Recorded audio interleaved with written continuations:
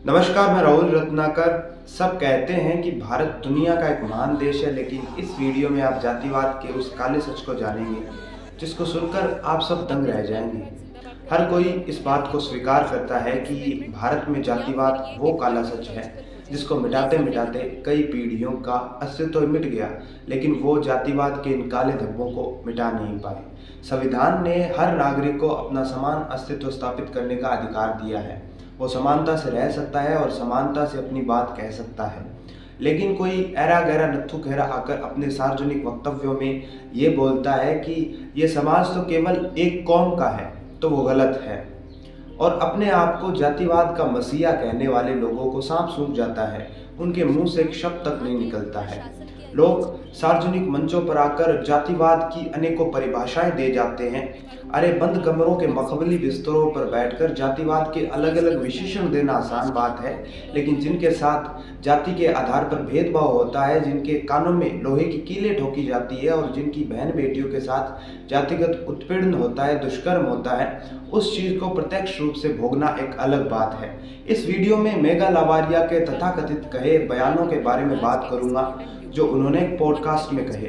इस लड़की का कहना है कि इस देश को अगर एक सनातनी राष्ट्र बनाना है तो इस देश के मुसलमानों का कत्लेआम करना होगा, उनकी बहन बेटियों के साथ दुष्कर्म करना होगा और हिंदुओं को शस्त्र उठाना पड़ेगा, हथियार उठाना पड़ेगा और इस देश के मुसलमानों को इस देश से बाहर निकालना पड़ेगा। आप समझ पा रहे हैं ना कि इस लड़की ने ना ही तो कोई धर्म ग्रंथ पढ़ा है, ना ही कोई वेद पढ़ा है, ना ही कोई धर्म शास्त्र पढ़ा है और ना ही कोई पुराण पढ़ा है। इसके पास वही व्हाट्सएप विश्वविद्यालय का घिसा पिटा ज्ञान है जो ये अपने सार्वजनिक वक्तव्यों में सबके सामने परोसती है।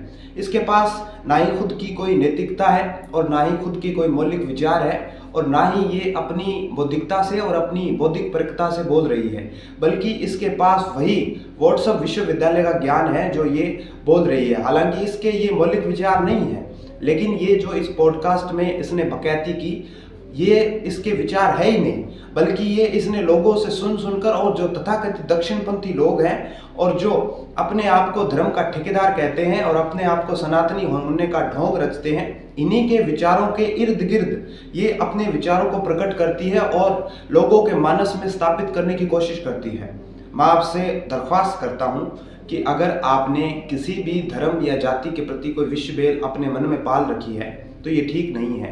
ये आपको ही नहीं बल्कि आपके पूरे समाज को दीमक की भांति गटक जाएगी और आप कुछ नहीं कर पाएंगे। ये हमारे समाज में ऐसे कुछ कीड़े होते हैं जो अपनी बौद्धिकता से और अपनी बौद्धिक जुगाली से और अपनी बौद्धिक अयाशी से ऐसे तर्क देते हैं ताकि ये प्रसिद्धि हासिल करें और समाज के लोगों में अपनी प्रसिद्धि बनाएं।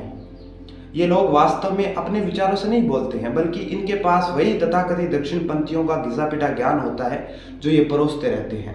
खैर, इस लड़की का ये भी तर्क देना है कि इस देश के सनातनियों को शस्त्र उठाना चाहिए ताकि इस देश को एक सनातनी राष्ट्र साबित करना ताकि इस देश को एक सनातनी राष्ट्र साबित किया जा सके। मेरी बात आपको कैसी लगी है जरूर बताइए।